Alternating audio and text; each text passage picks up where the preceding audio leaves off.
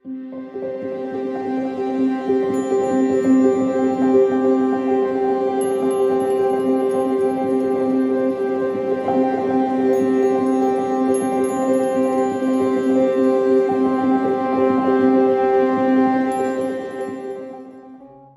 मंगेशकर एक ऐसा नाम जिसे किसी इंट्रोडक्शन की आवश्यकता नहीं। इनके नाम का सानिध्य पाकर, इनके नाम से जुड़कर कलाकार अपने को धन्य मानते हैं।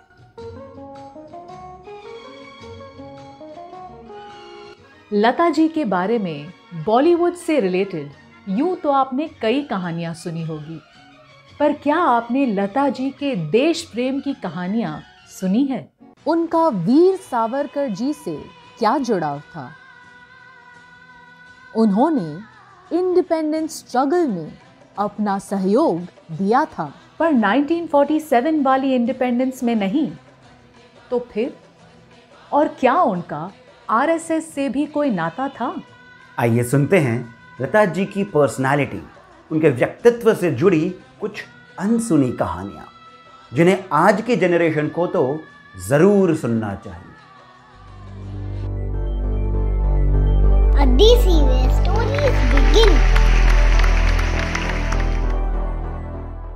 आज हम लता नाम के सुरीले बाग से कुछ फूल चुनकर उन्हीं को डेडिकेट करते हुए उन्हीं के गीतों की माला बना लता जी के जीवन के कुछ अनछुए अनसुने पहलुओं की मधुर चर्चा करेंगे। लता जी के कुछ गानों को उनके जीवन से जोड़ते हुए हम आज आपके लिए उन कहानियों की एक छोटी सी लेकिन अनूठी प्रस्तुति लेकर आए हैं, जो शायद आपने पहले कभी नहीं सुनी होगी।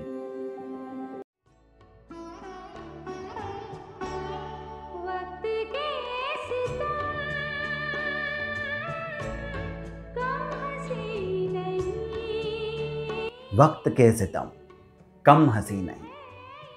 नमस्कार दोस्तों, जीवन को अलग रंगों में देखने में ही एक कवि का पूरा जीवन बीत जाता है। यही उसकी पूंजी है, यही उसकी कला है। कला हम सभी में है, पर जो उस कला को आकार देता है वही कलाकार है। और कितने ही कलाकार अपने मेहनत से, अपनी लगन से नई ऊंचाइयों तक तो पहुंच जाते हैं, पर इनमें से कितने ऐसे कलाकार हैं जो अपनी कला के साथ न्याय कर पाते हैं, उसे सम्मान दे पाते हैं। और न्याय कला के साथ तभी होता है जब हम उसके गुणों को अपने व्यक्तित्व में, अपनी पर्सनालिटी में उतार लें। तब वो व्यक्ति और वो कला एक दूसरे के पर्याय बन जाते हैं, जैसे कथक और बिरजू महाराज, जैसे संगीत और लता मंगेशकर।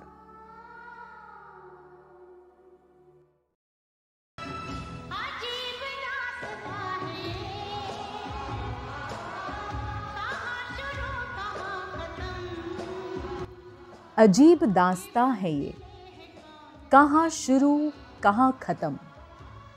लता जी का जीवन भी कुछ ऐसा ही था।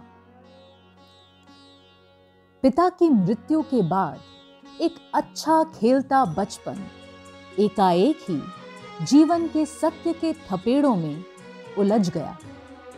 माँ, 3 बहनों और एक भाई की जिम्मेदारी अब लता के कंधों पर थी।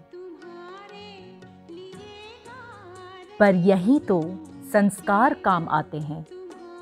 उन्होंने अपनी पढ़ाई बीच में ही छोड़ नौकरी शुरू कर दी। पिता का आशीर्वाद शायद साथ था। फिल्मों में छोटे मोटे किरदार निभाते हुए, दिन रात मेहनत करते हुए। देहांत के बाद 1-2 महीने के अंदर मैंने नवयुग फिल्म में काम शुरू किया और उसमें मैंने एक हीरोइन की बहन का रोल किया था। तब मैं 13 साल की थी और स्नेह प्रभा प्रधान करके बहुत मशहूर एक्ट्रेस थी, उनकी बहन का रोल किया था और 1-2 गाने भी थे उसमें मेरे। तो वहाँ से ये सिलसिला शुरू हुआ कि फ़िल्मों में काम करना पड़ेगा, क्योंकि मेरे ऊपर बहुत बड़ी जिम्मेदारी थी।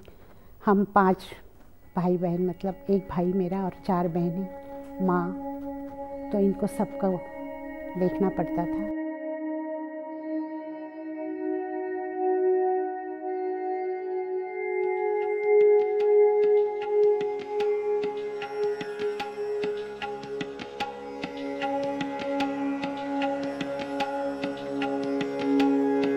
लता जी के बारे में मैं क्या ज़्यादा बोलूँगी, बचपन से तो हम लोगों को उसने बड़ा किया है और जो कुछ भी आज हमारी फैमिली खड़ी है उसी की वजह से खड़ी है। आज मेरी माँ नहीं है लेकिन उसने वो जगह ली है। हमारी फैमिली जिसको उसने बचाया रखा है आज तक, उसका पूरा श्रेय उसी को जाता है। जीवन गुरु बन सिखाता गया और लता जी सीखती गईं। ये जिंदगी उसी की है जो किसी का हो गया, प्यार ही में खो गया। ये गाना भी लता जी के व्यक्तित्व की एक अनूठी बात बताता है। सुना जाता है कि जो भी उनसे मिलता, लता जी उससे इतनी आत्मीयता, इतने अपनेपन से मिलती कि उसे ऐसा लगता कि वो ही लता जी के विशेष स्नेह का पात्र है।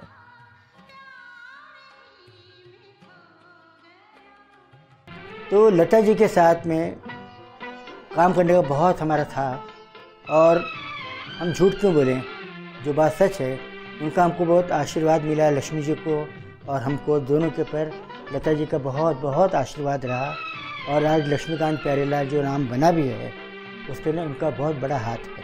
पर बचपन से लेकर उनके अंतिम क्षणों तक लता जी का विशेष प्यार जो किसी एक के साथ अड़िग रहा, वो था उनका अपना देश भारत।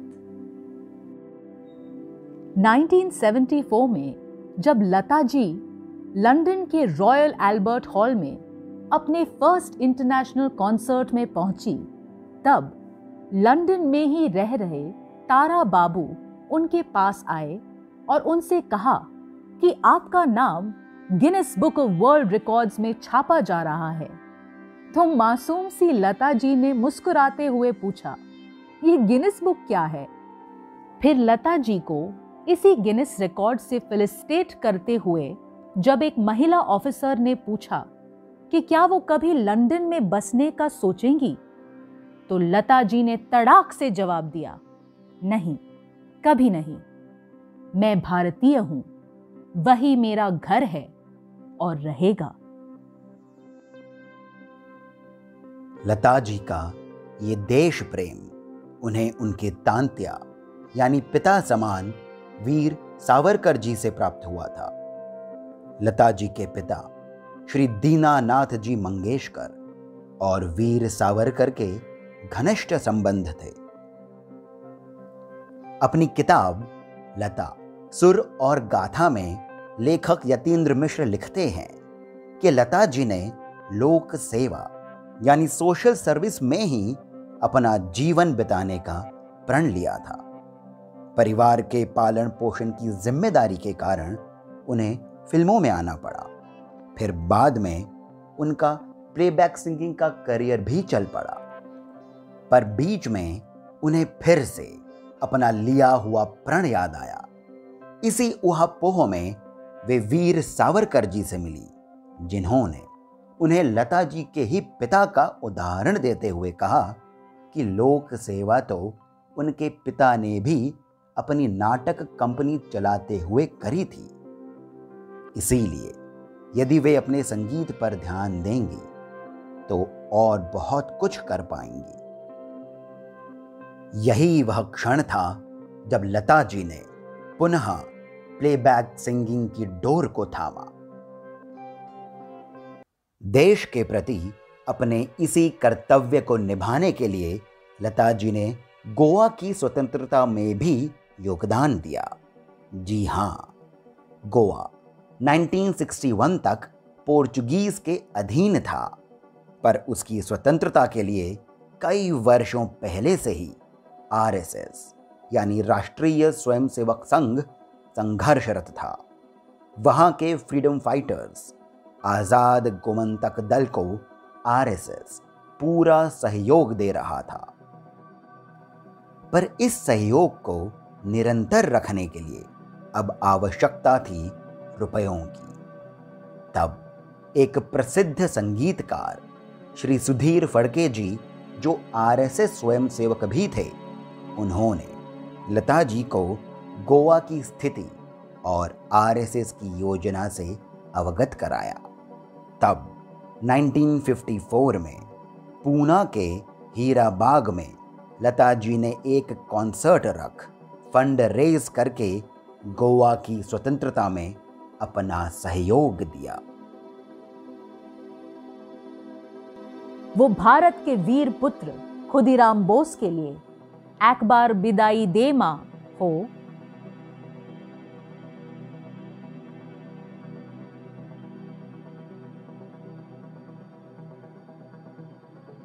या फिर महान स्वतंत्रता सेनानी और विचारक वीर सावरकर का स्वयं छत्रपति शिवाजी महाराज के लिए लिखा गीत हे हिंदू शक्ति संभूत दीप्ततम तेजा,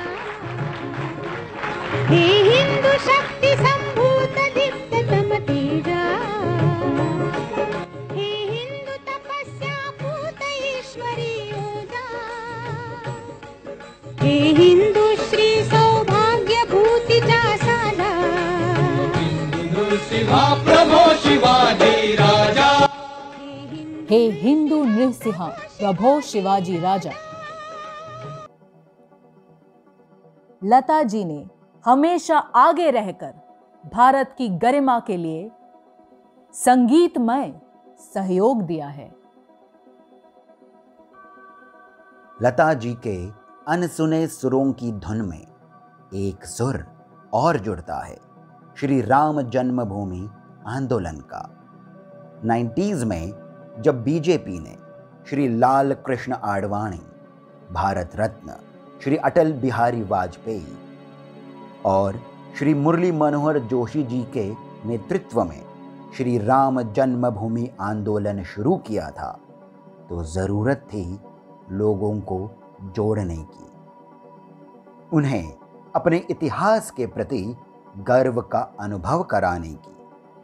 तब लता जी ने अपने ही स्वर में रिकॉर्ड की हुई श्री राम धुन स्वयं आडवाणी जी को भेंट करी थी।